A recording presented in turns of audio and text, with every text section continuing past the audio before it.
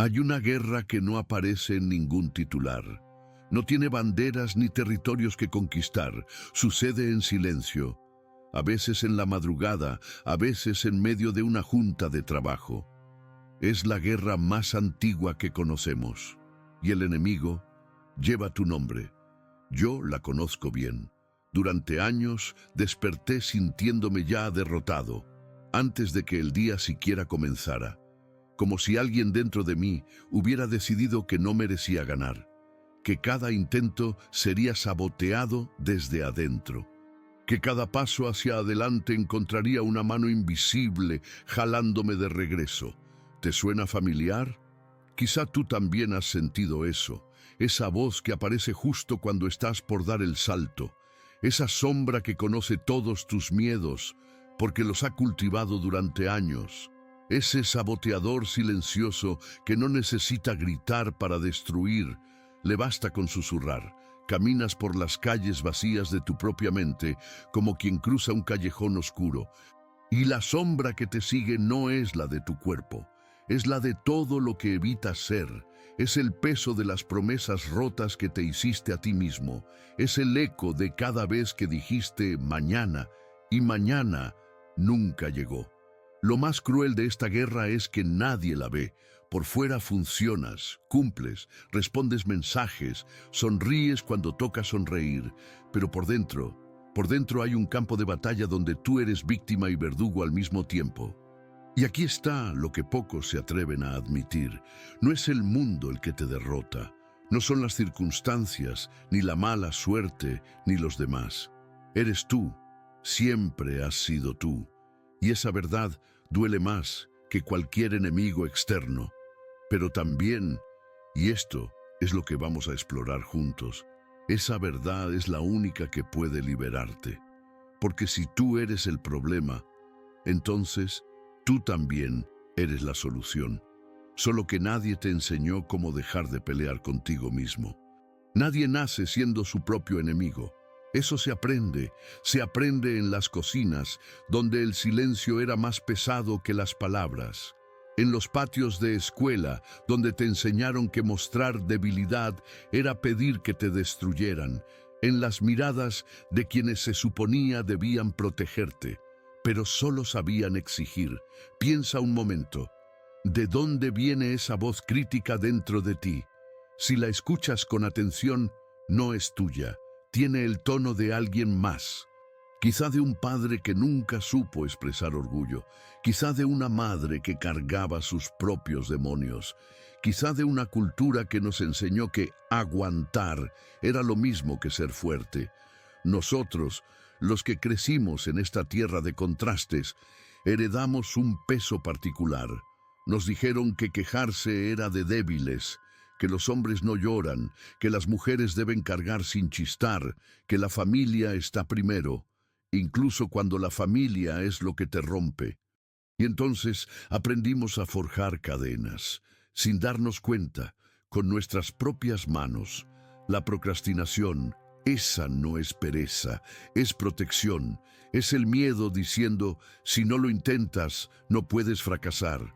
La autocrítica brutal, esa no es disciplina. Es la voz de alguien que te castigaba antes de que lo hiciera el mundo. Como si adelantarte al golpe lo hiciera doler menos. Yo pasé años castigándome antes de que nadie pudiera hacerlo, creyendo que así me volvía invulnerable. Solo me volví mi propio carcelero. La impulsividad que arruina relaciones, el autosabotaje justo cuando las cosas van bien. La necesidad de controlar todo porque soltar se siente como morir. Cada uno de estos patrones tiene una historia. Cada cadena fue forjada en el fuego de una herida que nadie vio. Imagina al herrero que trabaja día y noche. El sudor cae sobre el metal caliente. Forja algo con dedicación, con esfuerzo, con todo lo que tiene. Pero cuando termina de trabajar, mira hacia abajo y descubre que lo que forjó fueron sus propias cadenas, y ahora no sabe cómo quitárselas, porque se volvieron parte de su piel. Eso somos muchos de nosotros, artesanos inconscientes de nuestra propia prisión. Y lo más difícil no es reconocer las cadenas, es aceptar que nosotros las hicimos, que cada eslabón fue una decisión, un mecanismo de supervivencia que alguna vez tuvo sentido, pero que ahora solo nos mantiene atrapados. ¿Qué cadenas has forjado tú sin darte cuenta? Quizá todavía no puedes verlas todas, pero si sientes el peso, ya sabes que están ahí. Y ese peso tiene un origen que aún no hemos tocado. Aquí es donde la cosa se complica y donde muchos prefieren dejar de mirar, porque cuando empiezas a observarte de verdad, descubres que no eres una sola cosa, no eres un yo coherente y estable, eres un laberinto, un conjunto de voces que se contradicen, fragmentos de persona que nunca terminaron de integrarse. Hay una parte de ti que quiere libertad, salir corriendo, dejarlo todo, empezar de nuevo en algún lugar donde nadie te conozca. Y hay otra parte que está aterrorizada de soltar lo conocido, que prefiere el infierno familiar al paraíso desconocido. Hay una parte que todavía cree, que guarda esperanza en algún cajón polvoriento del corazón.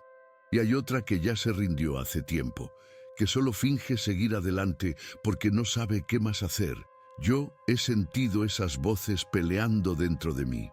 Una noche queriendo cambiarlo todo. A la mañana siguiente, paralizado por el miedo de perder lo poco que tengo.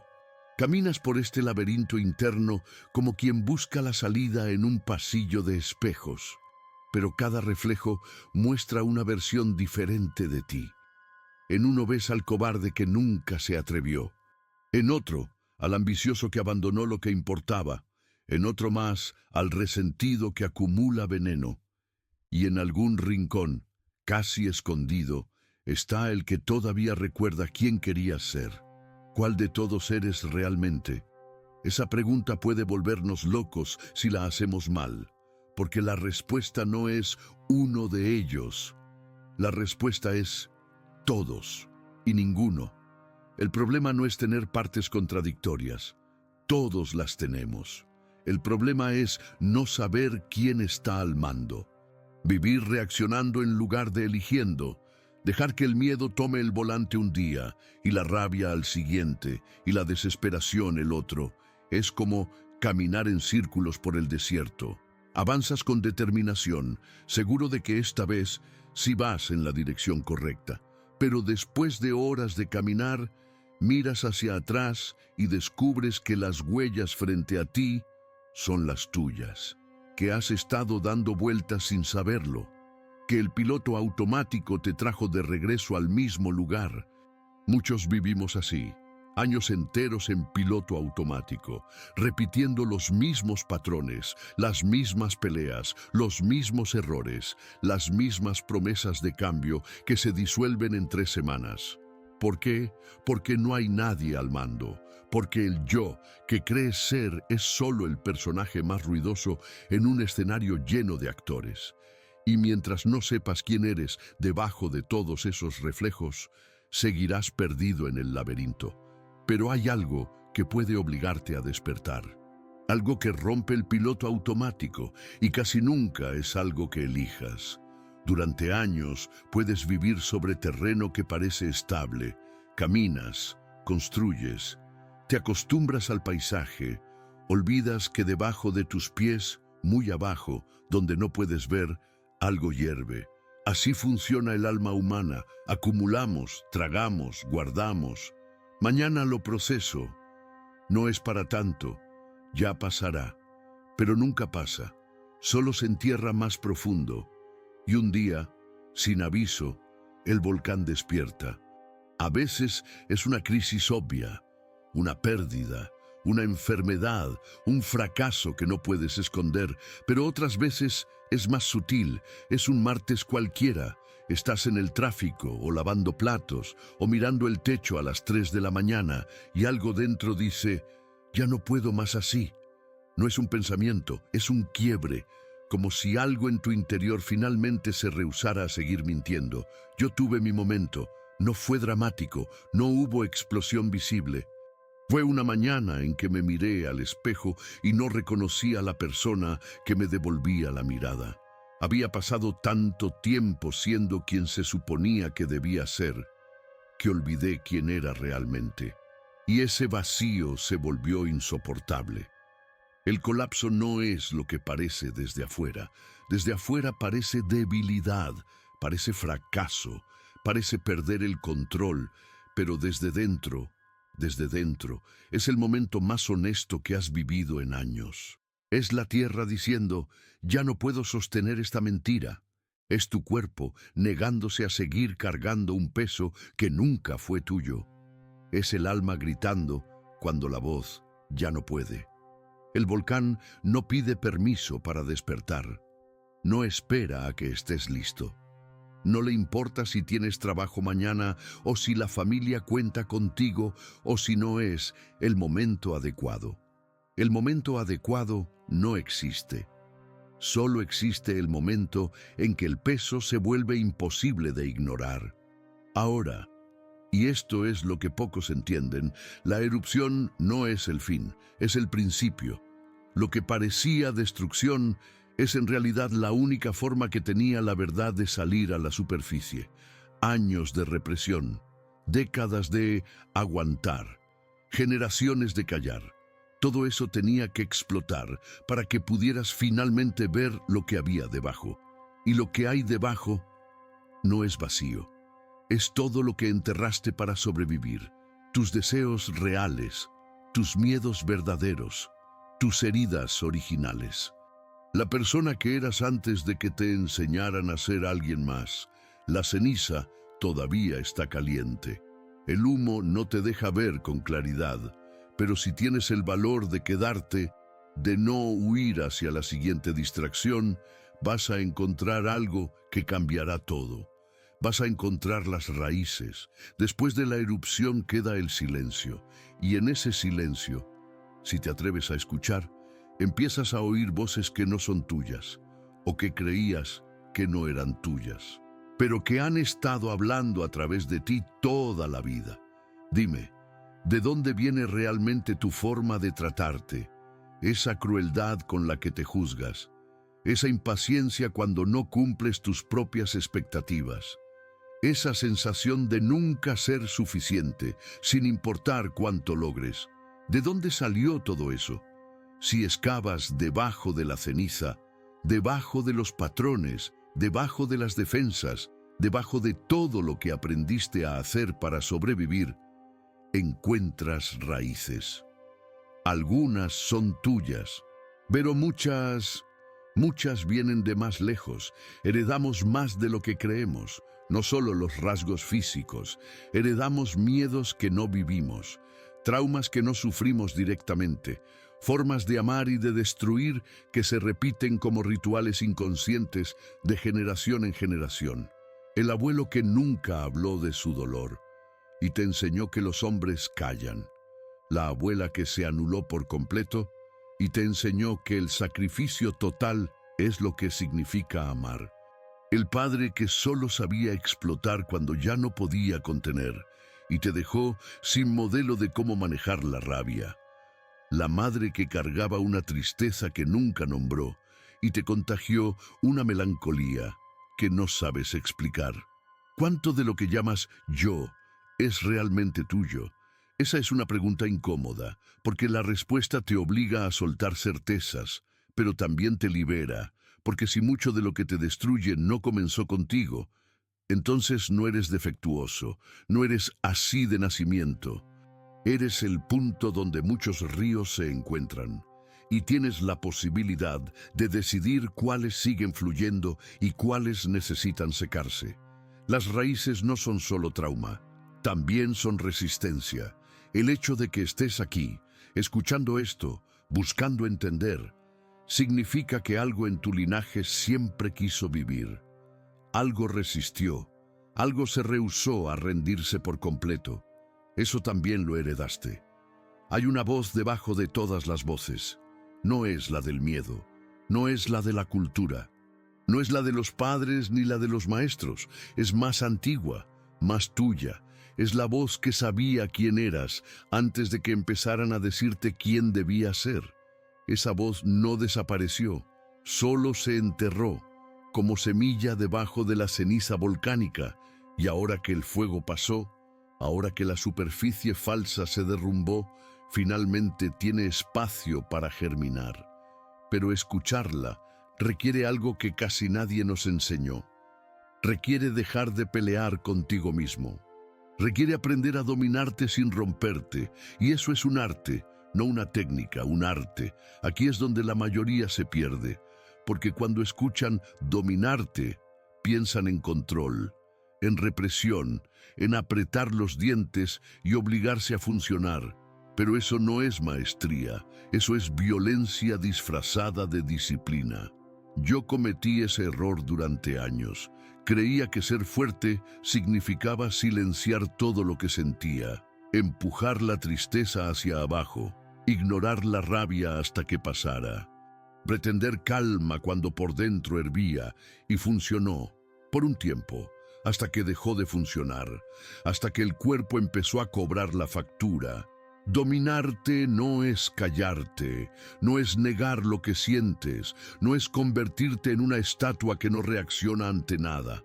La verdadera maestría es otra cosa, es escuchar antes de reaccionar, es reconocer lo que sientes sin ser arrastrado por ello, es crear un espacio entre el impulso y la acción. Un pequeño silencio donde tú puedas elegir, en lugar de que el patrón elija por ti. Piensa en el domador que enfrenta al caballo salvaje. El mal domador intenta romperlo. Usa el miedo, la fuerza, el sometimiento. Y quizá funciona, pero termina con un animal quebrado que ya no tiene espíritu. El buen domador hace algo diferente. No pelea contra la fuerza del caballo. Aprende a moverse con ella, la respeta, la canaliza y eventualmente el caballo y el jinete se vuelven uno. Así es con nuestras partes internas. La rabia que tanto te asusta no es tu enemiga, es la guardiana de tus límites. Te dice cuando algo no está bien, cuando alguien te cruzó una línea. El problema no es sentirla, es dejar que te controle. El miedo que tanto desprecias no es cobardía, es sabiduría ancestral. Te avisa de peligros reales. El problema no es tenerlo, es obedecerlo ciegamente. Incluso la tristeza que tratas de evitar tiene algo que enseñarte. Es la forma en que el alma procesa las pérdidas. Negarla no la elimina, solo la congela. La integración no es volverse bueno, no es eliminar las partes oscuras, es aceptarlas, darles lugar en la mesa, escuchar lo que intentan decirte. Un ser integrado no es alguien que no siente, es alguien que siente profundamente y aún así elige cómo actuar. Esa es la diferencia entre reaccionar y responder, entre ser vivido por tus emociones y vivirlas con conciencia. ¿Es fácil? No. Si fuera fácil, todos lo harían. Pero es posible, y cada pequeño momento de elección consciente es una victoria. La pregunta ahora es, ¿por dónde empiezas? Quizá te preguntas, todo esto suena bien, pero ¿cómo lo aplico? ¿Qué hago mañana? ¿Por dónde empiezo cuando todo parece tan oscuro? No te voy a dar una lista de pasos, eso sería mentirte. La maestría interior no funciona así, pero puedo compartirte lo que a mí me ha servido, lo que descubrí en mis propios laberintos.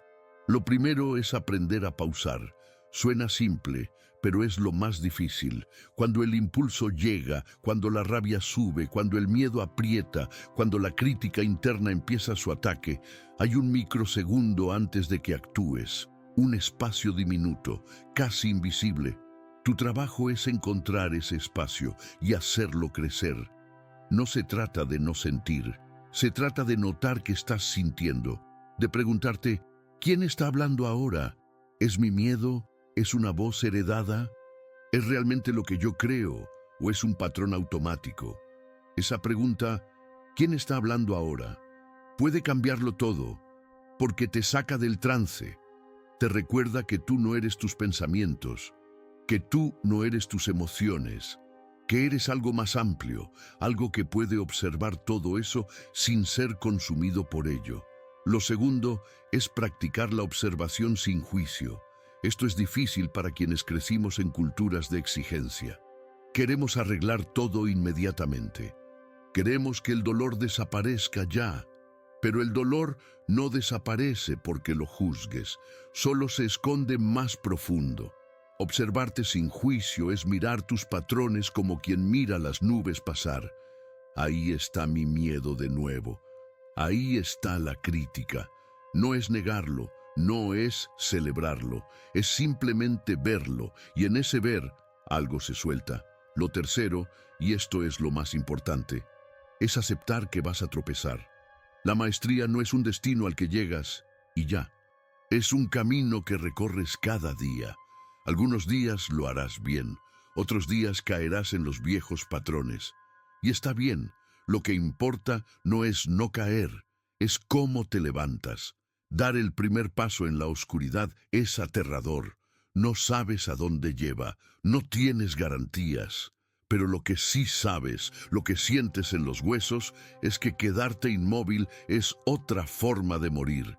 Así que caminas, un paso, luego otro, sin ver el final del camino. Y eso, esa voluntad de avanzar sin certezas, eso ya es maestría. ¿Cuál será tu primer paso? Piénsalo un momento. Hemos caminado juntos por lugares oscuros hoy, lugares que muchos prefieren no visitar, lugares donde vive el enemigo con tu nombre. Pero quizá ahora puedas verlo diferente. Ese enemigo, esa parte que te saboteaba, que te criticaba, que te mantenía atrapado, nunca fue realmente un enemigo.